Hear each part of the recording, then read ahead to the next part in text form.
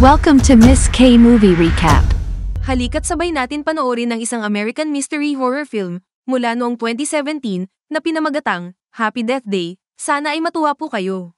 Sa unang eksena ng pelikula, ipinakikilala ang dalagang nagngangalang Teresa Gelbman o mas kilala bilang Tree na isang estudyante sa universidad na nagising sa kwarto ng kanyang kaklase na si Carter Davis. Nagising siya na walang maalala at suot ang damit ni Carter pagkatapos ng isang gabi na nalasing siya sa party. Habang nag-uusap ang dalawa, napag-alaman na birthday pala ni Tree ngayon pero hindi siya masyadong excited dito. At hindi niya pinapansin ang tawag ng kanyang ama sa telepono dahil hindi pala maayos ang kanilang relasyon bilang mag-ama. Pagkaraan ng ilang sandali, umalis si Tree sa kwarto ni Carter habang naguguluhan. Paglabas niya, napansin niya ang ilang mga estudyante na may kanya-kanyang ginagawa kung ano ang karaniwang gawain ng isang estudyante. Nang makarating si Tree sa kanyang dorm, binigyan siya ng kanyang roommate na si Lori ng cupcake bilang pagbati sa kaarawan. Gayunpaman, itinapon lang niya ito sa basurahan dahil daw mayroon itong maraming carbs. Pagkatapos dumalo sa kanyang mga klase at isang sorority meeting, nagpa siya si Tree na bisitahin ang kanyang kasintahan sa opisina na si Dr. Gregory Butler sa campus hospital. Pagdating niya, bigla niyang nakasalubong si Lori na nagkataong isang nurse sa parehong hospital. Sinabi ni Lori na nag-aalala siya tungkol sa lihim na relasyon ni Tree sa may asawang doktor.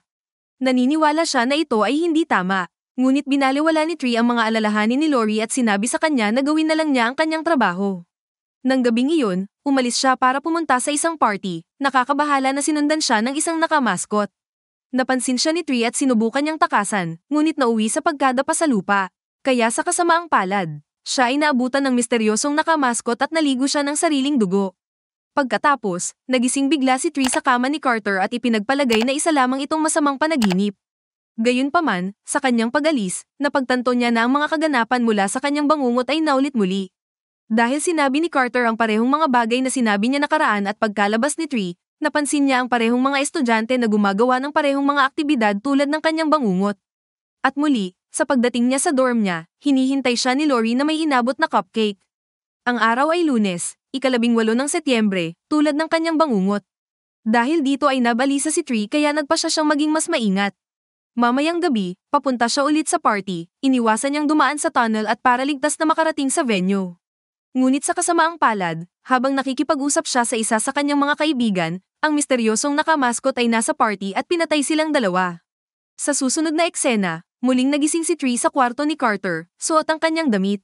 Napagtanto na ang araw ay na-reset ulit dahil sa kanyang pagkamatay, nagmadali siyang umalis patungo sa kanyang dorm. At pagdating niya, sinabi niya sa kanyang roommate na si Lori, ang tungkol sa lahat ng nangyari sa kanya, ngunit hindi niya pinansin at hiniling na magpahinga muna siya. Kasunod nito, nagkulong si Tree sa kanyang silid. Hinaranggan niya ang kanyang pinto at sinarado ang kanyang mga bintana, sinigurado na hindi makakapasok ang killer. Pero nakakagulat, dahil nakapasok na siya sa loob na hindi niya namalayan, sinugod siya nito mula sa likuran at pinatay muli. Gaya ng inaasahan, na-reset ang araw at muling nagising si Tree sa kwarto ni Carter. Hindi na alam kung ano ang gagawin, inanyayahan niya si Carter para mag-lunch at sinabi sa kanya ang lahat. Ang lalaki ay hindi naniniwala sa mga sinabi sa kanya, ngunit para lamang gumaan ang loob niya, nagpa siya siyang tulungan ng babae. Iniisip ni Carter na marahil ang paulit-ulit na panaginip ni Tree ay may kinalaman sa kanyang kaarawan. Pagkatapos ay gumawa sila ng listahan ng mga taong maaaring may motibo na pumatay sa kanya. Iminumungkahi ni Carter na maaari niyang samantalahin ang loop na nagbibigay sa kanya ng paulit-ulit na pagkakataon upang malaman ang pumapatay sa kanya. Nagustuhan ni Tree ang ideya, kaya ginugugol niya ang oras niya sa bawat pag-reset ng bangungot niya para sundan ang mga taong pinaghihinalaan niya. Ngunit palagi siyang napapatay ng nakamaskot. Matapos magising mula sa isang loop kung saan nahihilo siya at bigla siyang nahimatay. Agad siyang isinugod ni Carter sa hospital at nang magising siya, inihayag ni Dr. Gregory na ang kanyang mga medical report ay nagpapakita ng ebidensya ng paggaling mula sa maraming traumatic injuries. Napakalubha ng mga pinsalang ito kaya dapat ay patay na siya ngayon. Nang marinig ito, nalaman ni Tree na ang mga pinsalang natamo niya mula sa kanyang mga nakaraang panaginip ay nagdudulot ng tunay na pinsala. Nangangahulugan na kung hindi niya malulutas ang sitwasyon sa lalong madaling panahon, ang kanyang katawan ay manghihina balang araw, at siya ay maaaring mamatay sa kanyang pagtulog. Sa takot sa kanyang buhay, nagpa siya si Tree na tumakas mula sa hospital. Pumasok siya sa opisina ni Gregory at ninakaw ang susi ng sasakyan ng doktor. Ngunit habang sinusubukan niyang tumakas, biglang sumulpot ang killer na nakamaskot. Nakasalubong niya si Dr. Gregory sa oras na iyon, at agad siyang pinatay. Samantala, Nagmamadali si Tree para mailigtas ang kanyang sarili at kahit papaano ay nakatakas mula sa hospital.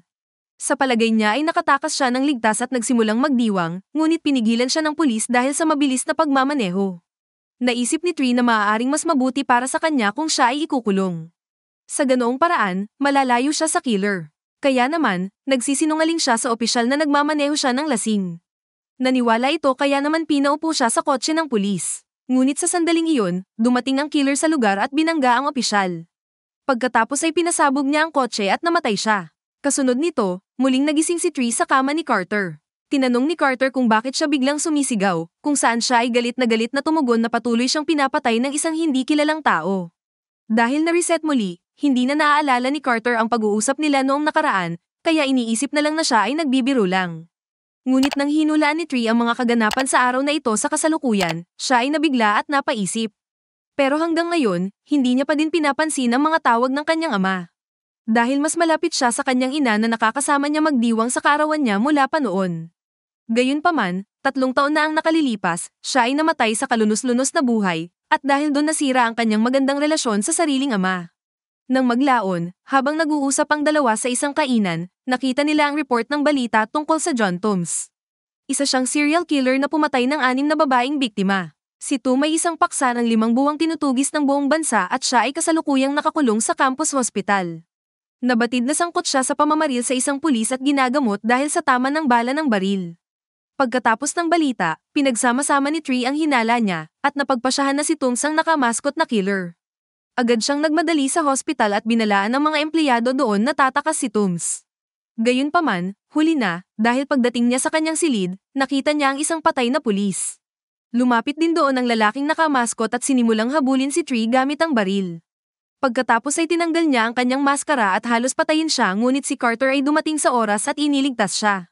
Sa kasamaang palad, namatay si Carter dahil kay Toombs. Pagkatapos ay hinabol ng psychotic killer si Tree sa isang malapit na bell tower at kalaunan ay naabutan siya. Pero sa pagkakataong ito, handang-handa na ang ating bida. Pinalo niya ng isang crowbar sa kanyang ulo at pinabagsak siya. Gayunpaman, habang naghahanda si Tree na patayin si Toombs, napagtanto niya na kung hindi niya i-reset ang araw, ang kanyang matalik na kaibigan na si Carter ay mananatiling patay magpakailanman. Kaya, nagmadali siyang tumakbo sa tuktok ng tower at ginawa ang hindi dapat gawin. Sa sandaling magising siya sa silid ni Carter, masayang niyakap niya ito at nagpasalamat sa pagligtas sa kanyang buhay. Hindi maintindihan ni Carter kung ano ang nangyayari, ngunit hinayaan niya ang yakap at natuwa siya. Lumalabas na may lihim na nararamdaman siya sa loob ng maraming taon. Samantala, mas kumpiyansa na ngayon si Tree sa paglutas sa kanyang paulit-ulit na kamatayan. Dahil alam na niya ang pagkakakilanlan ng killer, masaya siyang nagpapatuloy sa buong araw. Pinirmahan ni Tree ang kampanyang itigil ang global warming para sa dalaga na humihingi ng signature sa bawat panaginip niya. Nilagyan niya ng una ng lalaking hinimatay habang nakikipag-usap sa kanyang mga kaibigan. Sinabi niya kay Tim na dating nakadate niya, na alam niyang nagkakagusto ito sa mga lalaki at hindi niya dapat lokohin ang sarili niya para magpanggap. Sinabi rin niya sa kanya na, "Love is love." Nang maglaon, nakarating siya sa kanyang dorm at humingi ng paumanhin kay Lori sa pagiging isang maldita na roommate. Tinapos din ni Tree ang kanyang pakikipagrelasyon sa kanyang kasal na propesor na si Dr. Gregory. Sinabi niya na hindi niya mababago ang kanyang ginawa sa nakaraan ngunit nais niyang subukang maging isang mas mabuting tao ngayon. Sa sorority meeting, dumating si Tree na may dalang pritong high calories na pagkain at pinoprotektahan ng isa sa kanyang mga kaibigan na hindi mapahiya. Nang dumating si Carter sa meeting upang makita siya, hindi niya inaasahang hahalikan siya nito at inaya siyang lumabas. Pagkatapos ng sorority meeting, dumating si Tree sa restaurant kung saan naghihintay sa kanya ang kanyang ama. Humingi siya ng paumanhin sa kanya dahil hindi siya naging mabuting anak at sa wakas ay nag-usap ang dalawa pagkatapos ng ilang taon na pagkakahiwalay. Ipinaliwanag ni Tree na miss niya ang kanyang ina kaya nagsimula na siyang iwasan ang kanyang kaarawan. Dahil para sa kanya, ang birthday niya ang pinakamasamang araw ng taon. Idinagdag pa ni Tree na hindi ito naging madali para sa kanya labis siyang nangulila sa kanyang ina. Kahit anong iwas niya nasasaktan pa rin siya, naging emosyonal si Tree at humingi ng paumanhin sa kanyang ama dahil sa hindi pagpansin sa kanya ng mahabang panahon. Ipinangako niya na magiging mas mabuting anak na siya mula ngayon. Matapos niyang ayusin ang relasyon sa kanyang ama, naghanda si Tree na harapin ang killer. Pumunta siya sa campus hospital kung saan nakakulong si Toombs at ninakaw ang baril mula sa pulis na nagbabantay sa kanyang silid. Sinabi niya sa kanya na tatakas si Toombs at papatayin siya. Ngayon ay mag-isa na lang siya, hinarap ni Tree ang killer at sa wakas ay binaril niya nito. Pagkatapos nito, tahimik siyang lumabas ng hospital at pinuntahan ng kanyang bagong kasintahan na si Carter. Nang gabing iyon, nagpa siya si Tree na ipagdiwang ang parehong tagumpay at ang kanyang kaarawan sa parehong oras. Dinala niya ang cupcake na ibinigay ni Lori, hinipan niya ang kandila, at kinain ito. Sa ilang sandali lang, si Tree ay biglang nagising sa kama ni Carter muli. Nagtaka siya dahil na-reset ulit ang lahat, na ang ibig sabihin hindi si Tooms ang nakamaskara na killer. Nabalisa siya, nagmadaling lumabas ng silid at tumungo sa kanyang dorm. Pagkatapos ay nagsimula siyang mag-impake ng kanyang mga gamit na may layuning tumakas. Sabay lumapit sa kanya ang kasama niyang si Lori dala ang cupcake. Nang makita ito, naalala ni Tree ang isang bagay na nakakagulat. Dahil ang nakaraang loop ay nag-iisa lang ang ginawa niya bago ma-reset muli, yun ay kumain siya ng cupcake. Kaya na-realize ni Tree na binigyan siya ni Lori ng isang cupcake na may lason. Kasunod nito, nag-flashback ang lahat. Sa dati niyang mga panaginip, nang itapon ni Tree ang may lason na cupcake sa basurahan, kaya nagpa siya si Lori na patayin siya gamit ang ibang paraan. Kaya, isinuot niya ang nakakatakot na mascot at sinimulan ng kanyang pananakot. Pinagdudahan niya agad si Tooms kaya siya nagkamali. Kaya naman, nang diretsohin ni Tree si Lori tungkol sa lahat ng ito, sa wakas ay umamin na din ang killer. Inamin niya na nakikipagrelasyon din siya sa gwapong doktor. Pero sa tuwing kasama niya ito, lagi niyang bukang bibig si Tree, na nagpapahiwatig na mas gusto niya ito. Ito ang nagtulak kay Lori para makagawa ng masama dahil sa kanyang pagmamahal. Kaya nagpa siya siyang ilagay sa sariling mga kamay ang lahat. At ang kanyang huling plano ay patayin si Tree, pagkatapos ay patayin ang asawa ni Dr. Gregory, upang mamuhay ito ng masaya kasama niya. Matapos ibunyag ang lahat ng ito, inatake ni Lori si Tree at sumunod ang isang matinding bakbakan. Ilang sandali silang nag-aaway, hanggang si Tree ang nanaig sa laban sa pamamagitan ng pagtulak ng cupcake na may lason sa bibig ni Lori at sa pagsipa sa kanya palabas ng bintana at nahulog mula sa pangalawang palapag. Na naging sanhi ng kamatayan ng masamang babae na si Lori. Sa huling eksena, nagising si Tree sa kwarto ni Carter at nakitang nagri-ring ang kanyang telepono na may parehong happy birthday tone. Ito ay kinagulat ni Tree at ang parehong mga kaganapan mula sa kanyang panaginip ay nagsimulang maganap. Ngunit para gumaan ang loob niya, inamin ni Carter na binibiro lang siya nito, at ito ay ika-19 ng Setyembre. Nagtatapos ang pelikula nang maglambingan ng dalawa sa pamamagitan ng halik. Marami pong salamat. Sana ay paki-like at subscribe po ang aking channel.